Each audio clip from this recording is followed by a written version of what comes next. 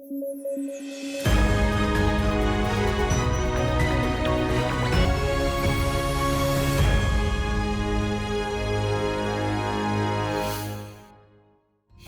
साल 11 दिसंबर को यूनिसेफ दिवस के रूप में मनाया जाता है। यूनिसेफ यानी संयुक्त राष्ट्र अंतर्राष्ट्रीय बाल आपातकालीन कोष। इसकी स्थापना 1946 में द्वितीय विश्व युद्ध के बाद की गई थी। इस संगठन का लक्ष्य मानवीय सहायता प्रदान करके दुनिया भर के बच्चों की जान बचाना है। यह बच्चों के अधिकारों की भी रक्षा करता है और उन्हें बचपन से किशोरावस्था तक उनकी क्षमताओं को विकसित करने में मदद करता है। इसके द्वारा प्रदान की जाने वाली सहायता में मुफ्त में भोजन, स्वच्छ पानी, शिक्षा और स्वास्थ्य सुविधाओं की आपूर्ति शामिल है। हाल ही में संयुक्त राष्ट्र बाल कोष ने भारत में ग्रीन राइजिंग पहल को शुरू किया। यह पहल जलवायु परिवर्तन के गंभीर प्रभावों को दूर करने के वैश्विक प्रयासों के साथ जमीनी स्तर पर पर्यावरणीय कार्यों के लिए युवाओं को शामिल करने पर केंद्रित है। इसका मुख्य उद्देश्य दुनिया भर में लाखों युवाओं को संगठित करना और हरित पहलों में उनकी सक्रिय भागीदारी को प्रोत्साहित करना है। जलवायु परिवर्तन जैसे मुद्दों पर भारत के प्रदर्शन के आधार पर उसे विश्व के शीर्ष देशों में शामिल किया गया है। हाल ही में जलवायु परिवर्तन प्रदर्शन सूचकांक जारी किया गया और इस सूचकांक में भारत 7वें स्थान पर रहा। आपको बता दें कि भारत केवल 3 देशों डेनमार्क, एस्टोनिया और फिलीपींस से पीछे है, क्योंकि इस बार इस इंडेक्स में पहले 3 पायदानों के लिए कोई भी देश फिट नहीं बैठा। पिछली बार इस इंडेक्स में भारत 8वें स्थान पर था। केंद्रीय मंत्री अनुराग ठाकुर ने नई दिल्ली में खेलो इंडिया पैरा गेम्स का औपचारिक उद्घाटन किया। यह खेल पहली बार आयोजित किए जा रहे हैं तथा खेलों का आयोजन 10 दिसंबर से 17 दिसंबर तक किया जाएगा। इस आयोजन में 32 राज्यों और केंद्र शासित प्रदेशों सहित सेना के 1400 से अधिक खिलाड़ी भाग लेंगे।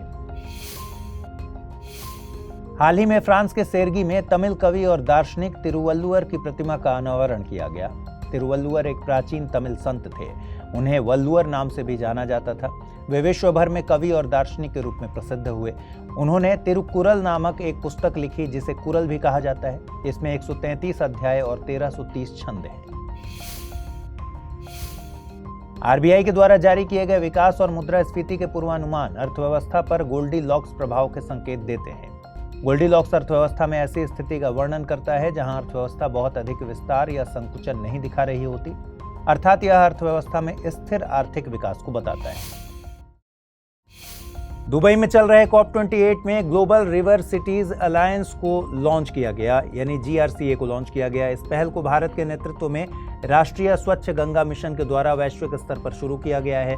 इसका उद्देश्य नदी संरक्षण और टिकाऊ जल प्रबंधन की दिशा में वैश्विक प्रयासों को सशक्त बनाना है। यह पहल भारत के रिवर सिटीज अलायंस से प्रेरित है। हाल ही में विनबैक्स 23 सैन्य अभ्यास की शुरुआत हनोई से की गई। यह एक वार्षिक सैन्य प्रशिक्षण अभ्यास है जो भारत और वियतनाम के बीच में वैकल्पिक रूप से आयोजित किया जाता है। इसका उद्देश्य सहयोगात्मक साझेदारी और अंतर संचालनीयता को बढ़ावा देना एवं दोनों पक्षों के बीच सर्वोत्तम प्रथाओं को साझा करना है। आपको बता दें कि विनबैक्स की शुरुआत 2018 में की गई थी और इसके तहत पहला संयुक्त सैन्य अभ्यास मध्य प्रदेश के जबलपुर में आयोजित किया गया था। हाल ही में पानी से आर्सेनिक और धातु आयनों को हटाने के लिए अमृत प्रौद्योगिकी को विकसित किया गया है। अमृत यानी भारतीय प्रौद्योगिकी द्वारा आर्सेनिक और धातु निष्कासन। इसे IIT मद्रास द्वारा विकसित किया गया।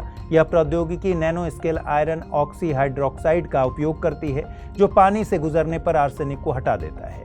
यह तकनीक भूजल से manganese, uranium, chromium, mercury, fluoride जैसी अन्य अशुद्धियों को भी दूर कर सकती है। पिछले कुछ समय से पूर्वी और दक्षिण अफ्रीका के 5 देशों में एंथ्रेक्स रोग के मामलों में बढ़ोतरी देखी गई। आपको बता दें कि एंथ्रेक्स रोग एक जूनोटिक बीमारी है जो बैसिलस एंथ्रेसिस जीवाणुओं के कारण होती है। यह प्राकृतिक रूप से मिट्टी में पाया जाता है और आमतौर पर दुनिया भर में घरेलू और जंगली जानवरों को प्रभावित करता है।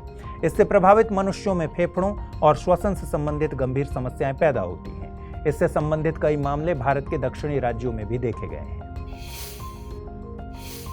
हाल ही में ओडिशा तट के पास व्हीलर द्वीप पर DRDO यानी रक्षा अनुसंधान विकास संगठन ने मिसाइल परीक्षण को कुछ समय के लिए रोकने का फैसला लिया है। दरअसल यह निर्णय ओलिव रिडले समुद्री कछुओं की प्रजाति के संरक्षण के लिए लिया गया।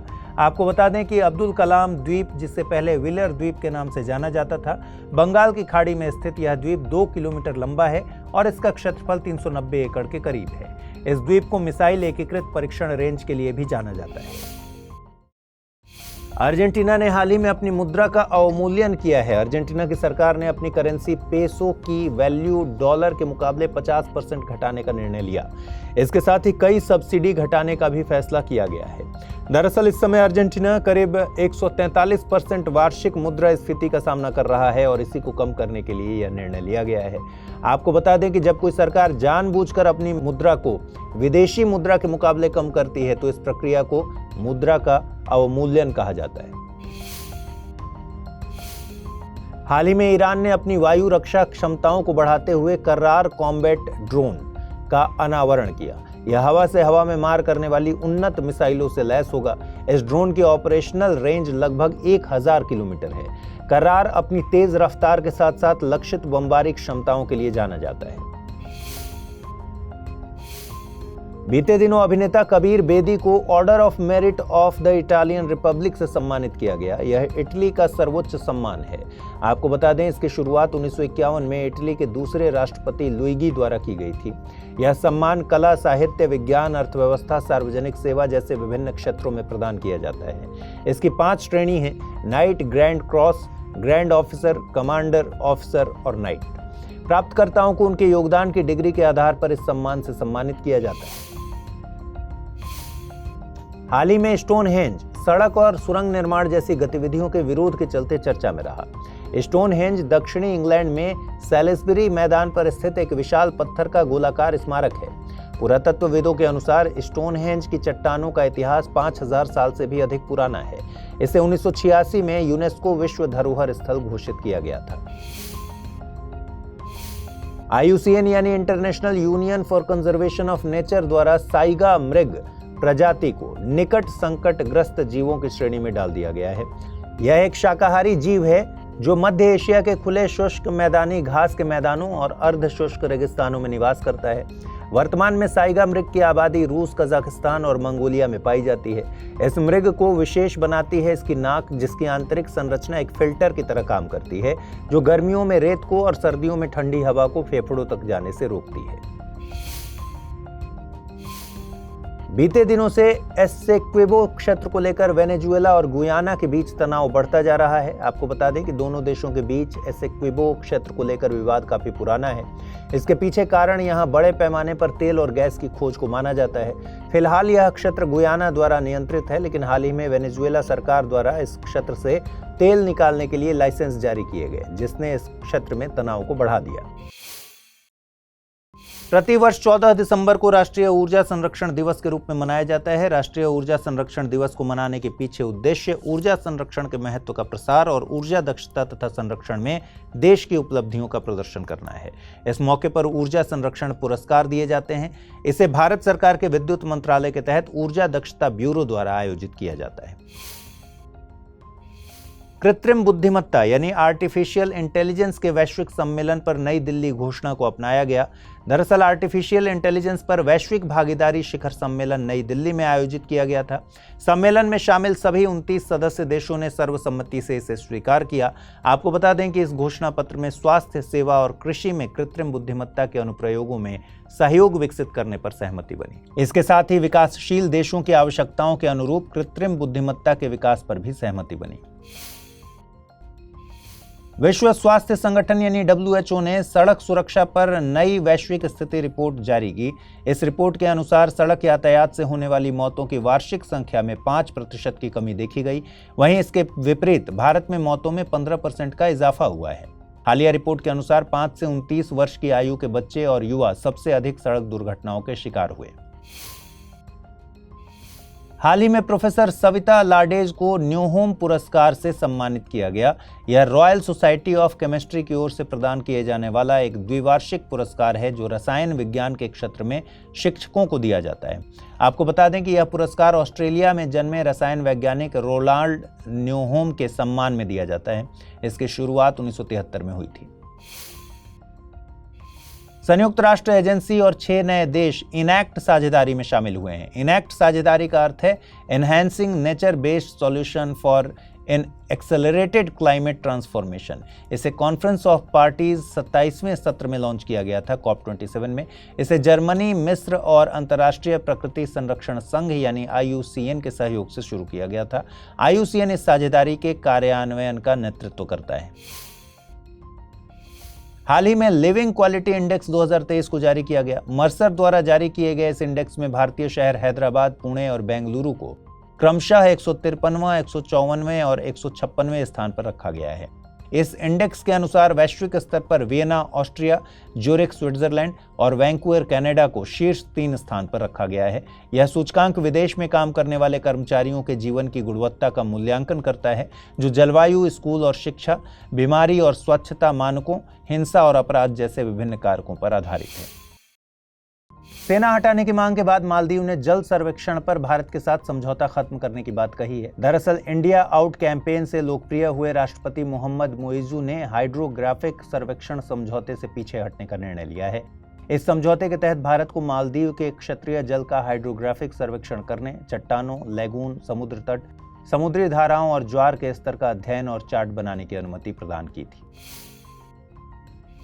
भारत की उमा शेखर को यूनिड्रॉइट यानी निजी कानून के एकीकरण के लिए अंतर्राष्ट्रीय संस्थान की गवर्निंग काउंसिल के लिए चुना गया है। आपको बता दें कि भारत 2024 से 2028 तक गवर्निंग काउंसिल का सदस्य होगा। यदि हम यूनिड्रॉइट की बात करें तो यह रोम में स्थित है, जिसकी स्थापना 1926 में संयुक्त राष्ट्र संघ के सहायक अंग के रूप में की गई थी। यह एक स्वतंत्र अंतर सरकारी संगठन है। उसका मकसद वाणिज्यिक और निजी कानूनों के आधुनिकीकरण के लिए आवश्यकताओं और तरीकों का अध्ययन करना है और उन उद्देश्यों को प्राप्त करने के लिए समान कानून, उपकरण, सिद्धांत और नियम तैयार करना है।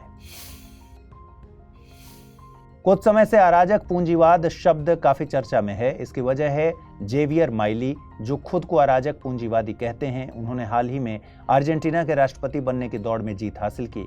अगर हम अराजक पूंजीवाद की बात करें तो यह एक प्रकार का राजनीतिक दर्शन है जो राज्य की समाप्ति और मुक्त बाजार व्यवस्था में निजी कंपनियों द्वारा नियंत्रित कानून और व्यवस्था का समर्थन करता है।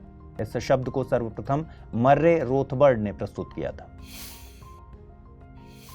हाल ही में भारत की सबसे तेज सौर इलेक्ट्रिक नाव बाराकूडा को लॉन्च किया गया। यह नाव शोर, कंपन और प्रदूषण से मुक्त है। इसे मझगांव डॉक शिप बिल्डर्स और नेवल द्वारा संयुक्त रूप से विकसित किया गया। आपको बता दें कि यह नाम बाराकूडा मछली के नाम पर इसे दिया गया है। यह मछली दुनिया भर के सभी उष्ण कटिबंधीय और उपोष्ण कटिबंधीय महासागरों में निवास करती है। बीते दिनों से महाराष्ट्र, हैदराबाद और तेलंगाना राज्यों में बच्चों में मम्प्स के मामले बढ़ते जा रहे हैं। मम्प्स एक संक्रामक रोग है जो पैरामाइक्सो वायरस के कारण होता है। इसके चलते बुखार, लार ग्रंथियों की सूजन और शरीर के अन्य भागों में सूजन आ सकती है। आमतौर पर यह सलाइवरी ग्लैंड्स में गंभीर सूजन की वजह बन जाता है। यह बीमारी बच्चों में काफी आम है।